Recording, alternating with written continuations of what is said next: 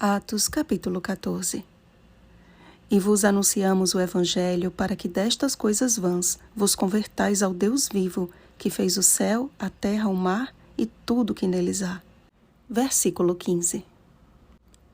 Sob a guia do Espírito Santo, a dupla missionária continuava sua jornada evangelística. Paulo e Barnabé aceitavam com submissão a rota de Deus e em Icônio entraram juntos na sinagoga judaica e falaram de tal modo que veio a crer grande multidão, tanto de judeus como de gregos. Paulo mesmo escreveria mais tarde aos Efésios que a nossa luta não é contra pessoas, e sim contra Satanás e seus anjos. Efésios capítulo 6, versículo 12. Quando pessoas se levantam contra os servos de Deus, estão sendo apenas instrumentos do adversário. Assim como um coração contrito e quebrantado torna-se sensível à atuação do Espírito Santo, um coração endurecido e orgulhoso torna-se alvo fácil do maligno. Mas os judeus incrédulos incitaram e irritaram os ânimos dos gentios contra os irmãos, ou seja, eles causaram uma grande divisão. Não mediram esforços para colocar uns contra os outros. Enquanto Paulo e Barnabé falavam ousadamente no Senhor, o qual confirmava a palavra da sua graça, aqueles agentes do inimigo provocavam dissensões entre os ouvintes. E vocês têm ideia, amados, do quanto esse tipo de atitude é ofensiva a Deus? Vejamos o que escreveu o sábio Salomão. 6 coisas o Senhor aborrece, e a 7ª a sua alma abomina: olhos altivos, língua mentirosa, mãos que derramam sangue inocente, coração que trama projetos iníquos, pés que se apressam a correr para o mal, testemunha falsa que profere mentiras, e o que semeia contenda entre irmãos. Provérbios capítulo 6, versículos 16 ao 19.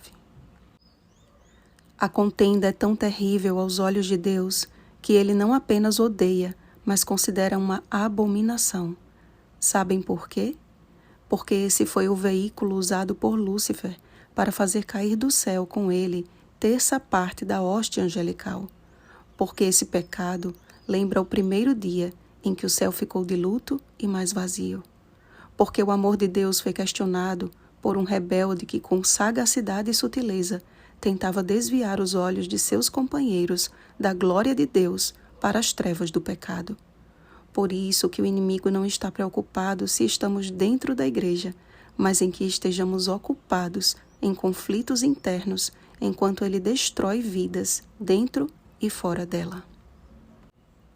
A Bíblia diz que aquela dupla missionária não abandonou o posto de seu dever e nem se deixou desanimar. Com ousadia, permaneciam ali, cumprindo a missão que o Senhor lhes confiou, até que o Espírito os enviasse a outro lugar. Ameaçados de morte, eles fugiram para outras cidades onde anunciaram o Evangelho. Este era o grande objetivo na vida daqueles servos do Altíssimo: anunciar o Evangelho.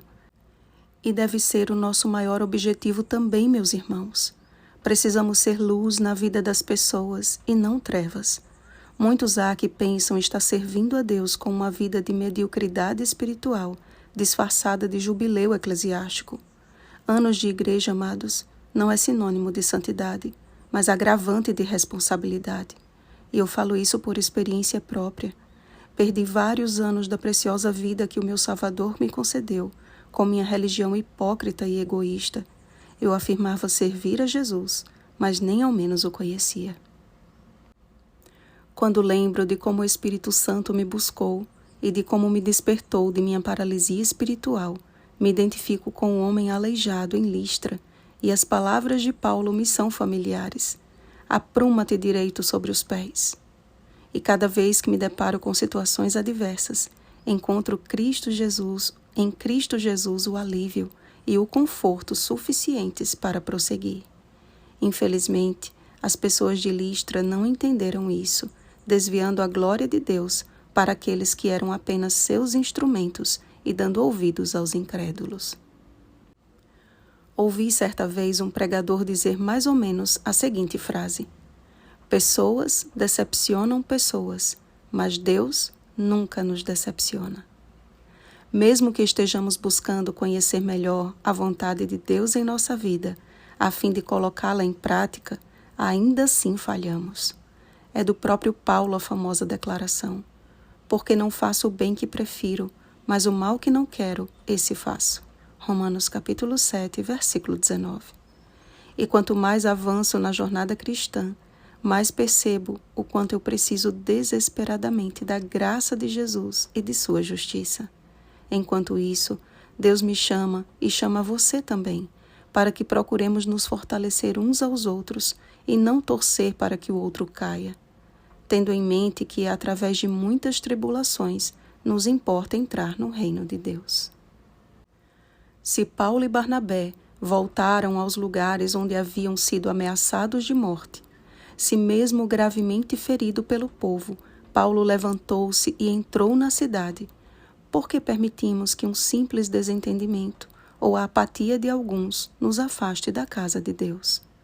Eu sei que não é fácil lidar com a indiferença ou com a maledicência, mas quando depositamos a nossa vida nas mãos do Senhor todos os dias e nele confiamos, Ele nos dota de força e fé que nada nem ninguém pode destruir. E quando é hora de se retirar, o Espírito Santo é que dirige. Escolha ser uma bênção na vida de seus semelhantes. Fuja de conflitos. No que depender de vós, tende paz com todos os homens. Romanos capítulo 12, versículo 18. E poderás voltar a qualquer lugar de cabeça erguida, na certeza de que o Espírito Santo é quem te guia. Oremos, amados. Senhor nosso Deus, quão grande é a tua paciência para conosco. Nosso coração é enganoso e constantemente somos tentados a falar de nossos irmãos como se tivéssemos a capacidade de julgar as intenções alheias. Ó Deus, tem misericórdia de nós e por tua bondade nos conduz ao genuíno arrependimento. O Espírito Santo só foi derramado quando os discípulos resolveram as suas diferenças e perseveraram em oração até que do alto fossem revestidos de poder. Como ousamos pregar sem o poder do Espírito Santo?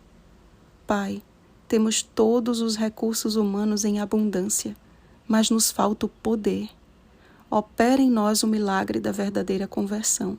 Então, enche-nos do teu Espírito e envia-nos a Jerusalém, a toda a Judéia e Samaria e até os confins da terra. Em nome de Jesus. Amém. Vigiemos e oremos. Uma feliz semana, mensageiros do Espírito Santo. Oremos pelo batismo do Espírito Santo. Oremos uns pelos outros. Rosana Garcia Barros.